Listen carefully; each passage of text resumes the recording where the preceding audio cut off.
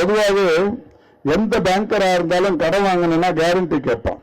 இப்ப ஆம்பளைங்க நாங்க போய் எங்கேயாவது கடன் கேட்டா நிச்சயமா அதுக்கு ஷூரிட்டி கேரண்டி எல்லாம் கேட்பாங்க. ஆனா பெண்களுக்கு மட்டும்தான் மகளிர் சுய உதவி குழுக்களுக்கு ஷூரிட்டியும் இல்லை, கேரண்டியும் இல்லை. அது நம்ம மாண்புமிகு தமிழ்நாட்டின் முதலமைச்சராக இருக்கிற தளபதி அப்ப அவரே எல்லா தேசிய வங்கி தலைவர்களையும் அழைத்து இவர்களுக்கு வங்கி கடனை தாருங்கள், நிச்சயம் இவர்களுடைய கடன் 100% திரும்ப வரும். அந்த வகையில் இன்னைக்கு எல்லா பேங்கும் போட்டி போடுது உங்களுக்கு கடன் கொடுக்கறதுக்கு. என்ன காரணம்னா உங்களுக்கு கொடுத்தா 100% ரிட்டர்ன் வந்துடும், திரும்ப வந்துடுங்கிற நம்பிக்கை வங்கிகளுக்கு இருக்கிறது. நீங்க உங்களுக்கு அன்னைக்கு எந்த மாசம் என்ன கஷ்டம் இருந்தாலும் சரி, நீங்க வெளியில அனுப்பின அந்த பணம், ரொட்டேஷனுக்கு அனுப்பின பணம் திருப்பி வந்ததா வரலையா அந்த கவலையே இருக்காது. ஆனா பேங்க்கு கட்ட வேண்டியதை மட்டும் கரெக்டா கட்டிடுவீங்க. இதனால இப்ப எல்லா பேங்க்குமே பெரிய பெரிய தொழிலதிபர்களுக்கு கடன் கொடுத்தாலாவது அவன் வெளிநாட்டுக்கு ஓடிடுறான். மகளிருக்கு கடன் கொடுத்தா மட்டும்தான் 100% நமக்கு திரும்ப வருதுங்கிற நம்பிக்கை வங்கிகளுக்கும் ஏற்பட்டிருக்கு. இன்னைக்கு அதனால இன்னைக்கு தமிழ்நாட்டில் மகளிர் சுய உதவி குழுக்கள் கம்பீரமாக தலை நிமிர்ந்து வாழ்ந்து கொண்டிருக்கிறார்கள். இன்னொரு சந்தோஷமான செய்தியும் சொல்றேன். இப்ப நம்ம தொகுதியில நான் என்ன பண்ணேன்னா, தொழிலாளர் நல வாரியத்தில் ஒரு திட்டத்தை அறிவிச்சாங்க. 500 பெண்களுக்கு ஆட்டோ ஓட்ட கத்துன்னு இருந்தாங்கன்னா அவங்களுக்கு 500 ஆட்டோ தரணும்னு சொல்லி போன வருஷம் இதுல பட்ஜெட்ல அறிவிச்சாங்க.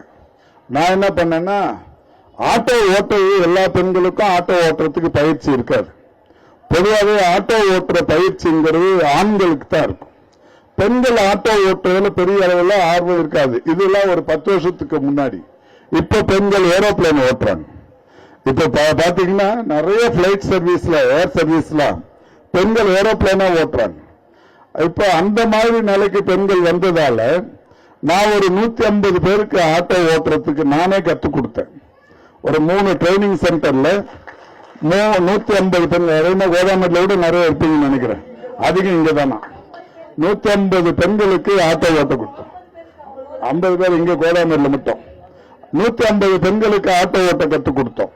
இதுல ஒரு விசேஷம் என்னன்னா, அந்த 150 பேருக்குமே டிரைவிங் லைசன்ஸ் நம்மளே எடுத்து கொடுத்து, பேட்ச் நம்மளே எடுத்து கொடுத்து, சரி ஆட்டோ எவ்வளவு விலைன்னு கேட்டோம்.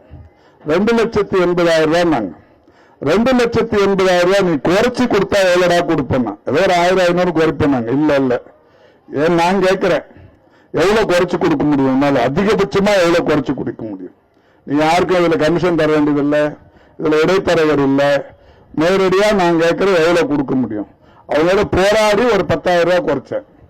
அந்த 10,000 ரூபாய இந்த மகளிருக்கே கொடுத்துடணும். அதுக்கு எல்லாருக்கும் ஒரு டிடி போட்டு கொடு, ஆட்டோ கம்பெனிக்காரங்க அது வாங்கணும். அரசாங்கத்தை சார்பில் என்ன சலுகை?